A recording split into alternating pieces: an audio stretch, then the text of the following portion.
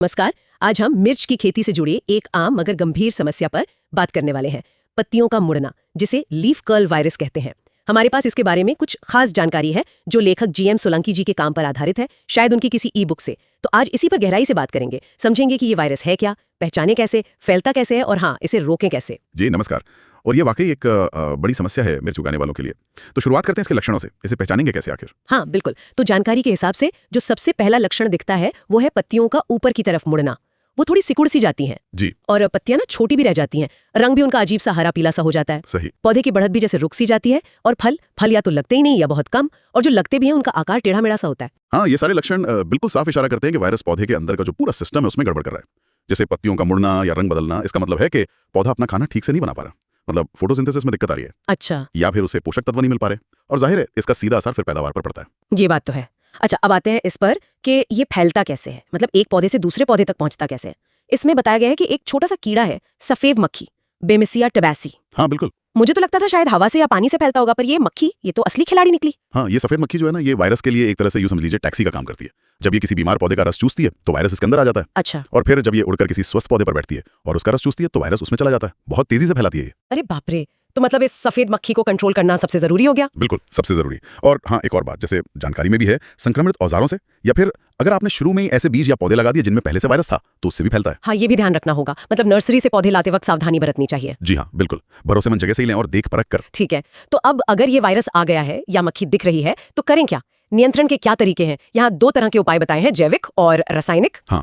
जैविक में जैसे नीम का तेल है या उस पर आधारित कोई कीटनाशक, करीब 5 मिलीलीटर 1 लीटर पानी में, और वो पीले वाले चिपचिपे ट्रैप्स भी बताए हैं। जी, पीले ट्रैप्स। और कुछ देसी नुस्खे जैसे गोमूत्र या अग्नि अस्त्र का छिड़काव। हाँ देखिए, जैविक तरीके बहुत अच्छे हैं। नीम का तेल तो कीटों के खाने और बढ़ने की प्रक्रिया में रुकावट डालता है। पीले चिपचिपे ट्रैप सफेद मक्खियों को अपने रंग से खींचते हैं और वो चिपक जाती हैं। अच्छा, रंग से आकर्षित होते जी हैं। हाँ, पीले रंग की तरफ। और जो आपने कहा अग्नि अस्त्र वगैरह, ये देसी नुस्खे कीटों को दूर भगाने में मदद करते हैं।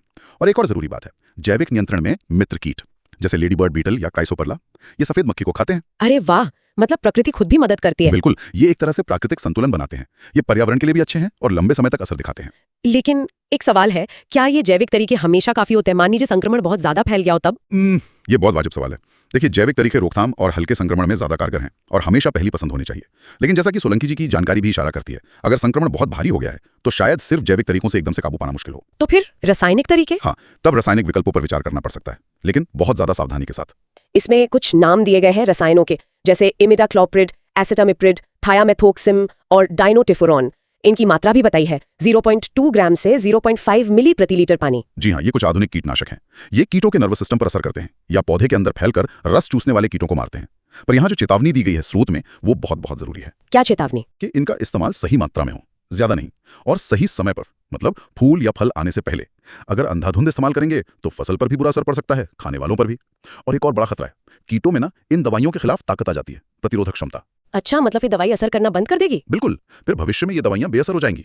इसलिए बहुत सोच समझकर जरूरत पड़ने पर ही इस्तेमाल करना चाहिए। समझ गई, मतलब संतुलन बहुत जरूरी है।